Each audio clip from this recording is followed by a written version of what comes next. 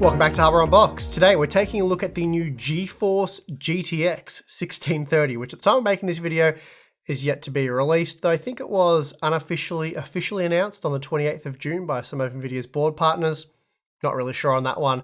And I have to admit, I wasn't really paying attention as entry-level graphics cards have been pure garbage for years now. Whatever the case though, I do have a GTX 1630 model on hand from Gamewood, so we're going to check it out and see how it stacks up. But before we do, today's sponsor spot is brought to you by Thermal Grizzly and their new 12th gen CPU contact frame by DeBauer. It's well known that the integrated loading mechanism, or ILM, of the LJ1700 sockets bends 12th gen CPUs, leading to an uneven contact surface that reduces cooling performance. Solving this issue, the contact frame replaces the ILM, allowing for a much more even contact with the CPU's IHS and the base of your cooler, which in turn reduces operating temperatures. Installation's quick and easy, and thanks to the use of anodized aluminium, the contact frame is non-conductive. And then, for those of you who wish to further maximize contact, Thermal Grizzly now offers an optional lapping tool, so for more information, please check the link in the video description. Okay, so I suppose we should talk a little bit about what the GTX 1630 is. Given the name, you can safely assume that it's a cut-down version of the GTX 1650, and of course it is. The 1650, which was released back in April of 2019, is based on a 200mm square die codenamed TU117. So we're talking about 3-year-old silicon, and to put it mildly, it was pretty pathetic back in 2019, often losing out to the then 2-year-old RX 570. So TU117's back, but this time with 42% fewer cores at just 512, 42% fewer texture mapping units, and half as many ROPs at just 16.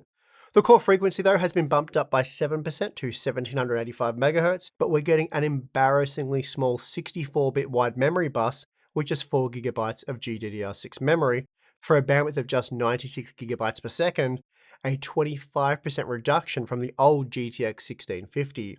So a quick recap, that sees 42% fewer cores, 50% less ROPs, and 25% less memory bandwidth. Yikes. Okay, so based on that, the GTX 1630 is going to cost like, what, $50 US? I mean, the original GTX 1650 represented really poor value at $150 US back in 2019, and AMD's recently released Radeon RX 6400 kind of sucks at $160 US. So certainly something as weak as the GTX 1630 will be priced well under $100 US in 2022. Well, apparently not. Rumor has it this model will cost at least $150 US, with many models said to cost between $170 and $200 US. In fact, EVGA is currently listing their SC Gaming dual fan model on their website for $200 US, which is complete madness.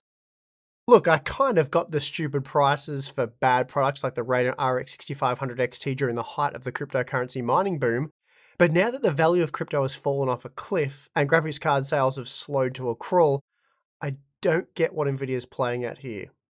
Anyway, we'll talk more about pricing soon. For now, let's go over the test system specs. For testing, I'm using our Ryzen 9 5950X GPU test system, and yes, I know no one is going to pair a budget graphics card with this CPU, but that's not the point.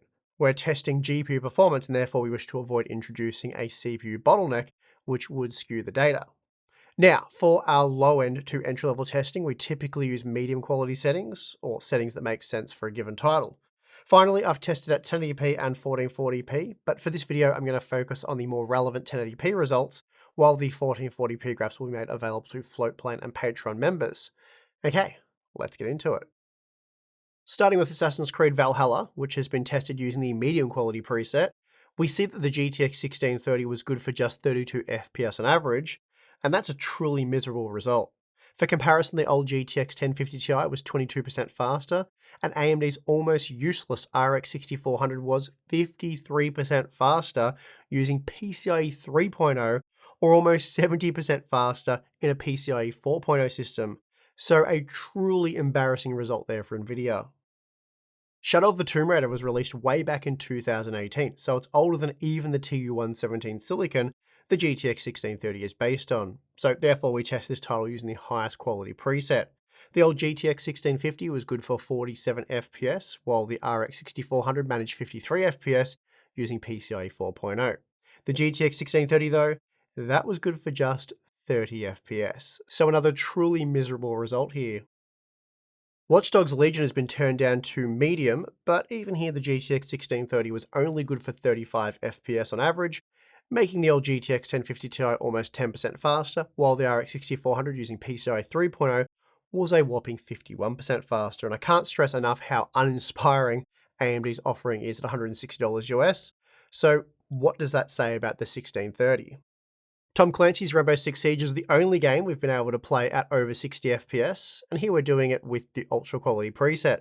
Performance was actually comparable to the RX 6400, though the GTX 1050 Ti was still 18% faster, so overall another poor result here for Nvidia's new entry-level graphics card.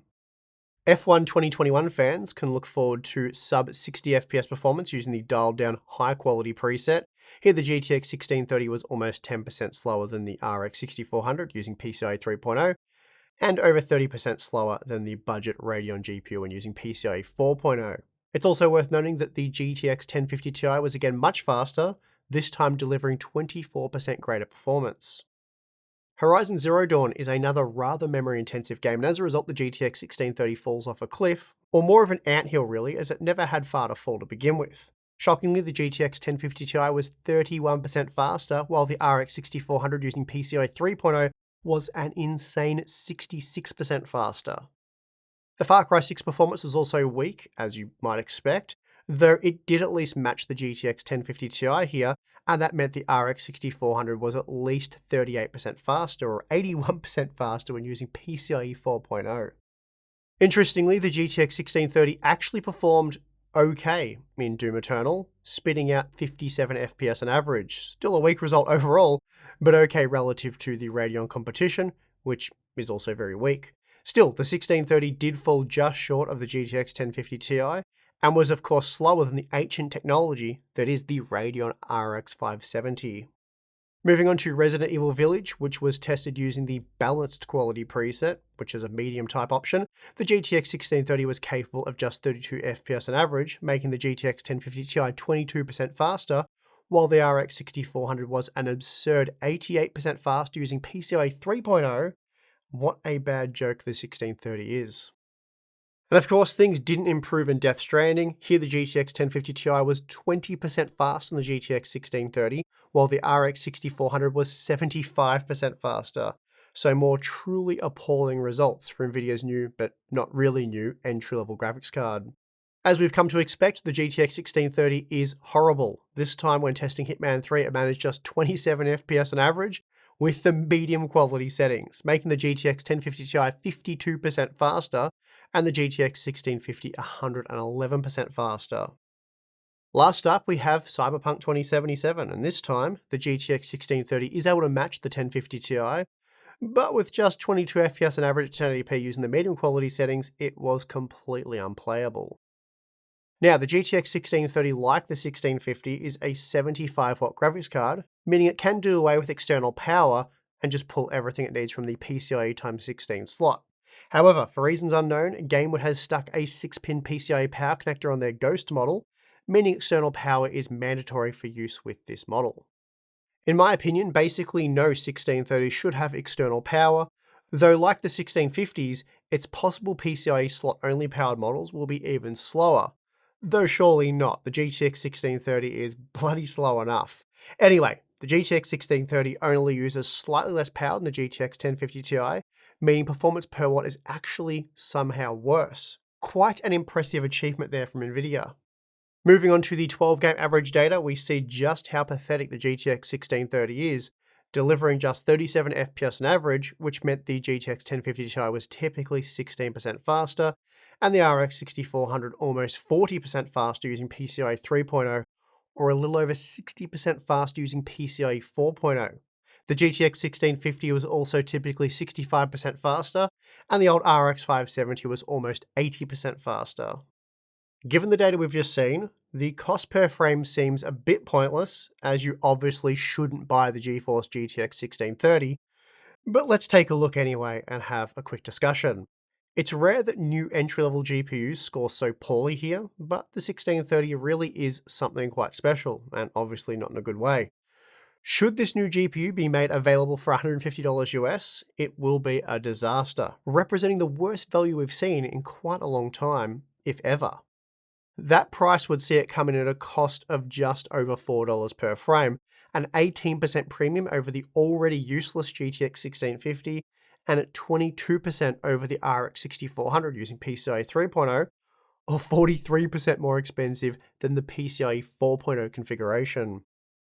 Presently, we're recommending that gamers spend at least $330 US on an RX 6600. Yeah, I know it's just over twice the price, which is obviously a big difference, but it's actually usable and offers a great gaming experience with, on average, almost 4 times the performance of the GTX 1630. And what's scary is the fact that some GTX 1630 models, such as the EVGA version I mentioned earlier, are set to cost $200 US, resulting in a cost per frame of $5.40 and over 90% premium when compared to the RX 6400 using PCIe 4.0. Now, what's really funny is working out how much the GTX 1630 needs to cost in order to match the already underwhelming RX 6400 using PCIe 4.0. And the answer is $105 US, and in order to match the RX 6600, it can't cost more than $87 US. But given that you need to play most games using the low quality settings, the 1630 needs to be even cheaper. No more than $70 US in my opinion seems reasonable. I'm going to end the testing there. I don't really care to investigate this product any further, so I'm going to skip thermals and overclocking. The data so far has been insulting enough. The GeForce GTX 1630 is an utter embarrassment in my opinion, and Nvidia should be ashamed of this product. There is not a single redeeming feature to speak of, and unless it goes on sale for less than $100 US, it is a complete joke. There's really not much more to say, but I'll try. If you're after a sub $200 US graphics card, you're still far better off turning to the secondhand market. Over at eBay.com, for example, you'll find GTX 1650 Supers regularly selling for around $150 US. So, about as cheap as we imagine the GTX 1630 will be available for, and the 1650 Super offers on average about 125% more performance. Those not wanting to go secondhand really are best off digging deep and coughing up the cash for the Radeon RX 6600, which, as we just saw, is significantly better value despite costing a little over $300 US. Finally, if you must buy brand new and you want to spend less than $200 US, get the Radeon RX 6400. It's a significantly better product despite being crap in its own right. And on that note, Nvidia really has achieved the seemingly impossible with the GTX 1630. They've made embarrassingly bad Radeon products actually look like kind of great value options in comparison. So good job there, Nvidia. You never cease to amaze us, and I can't wait for the DDR4 version that'll no doubt get quietly pushed out in a few months' time. And there's nothing more to say. This is the worst graphics-related product that we've looked at in quite some time, and given the trash pile of budget GPUs that we've seen over the last year, that's really saying something. Anyway, if you enjoyed this video, please do hit the like button, subscribe for more content. And if you'd like to become a Hardware Unboxed community member, then look at our Floatplane or Patreon accounts, links for those in the video description. You get access to our monthly live streams, exclusive Discord server, behind the scenes content and Q&A. So a lot of cool stuff there. So if you're interested, check it out, but if not, perfectly fine. And yeah, I would like to thank you for watching this video. I'm your host, Steve, and I'll see you again next time.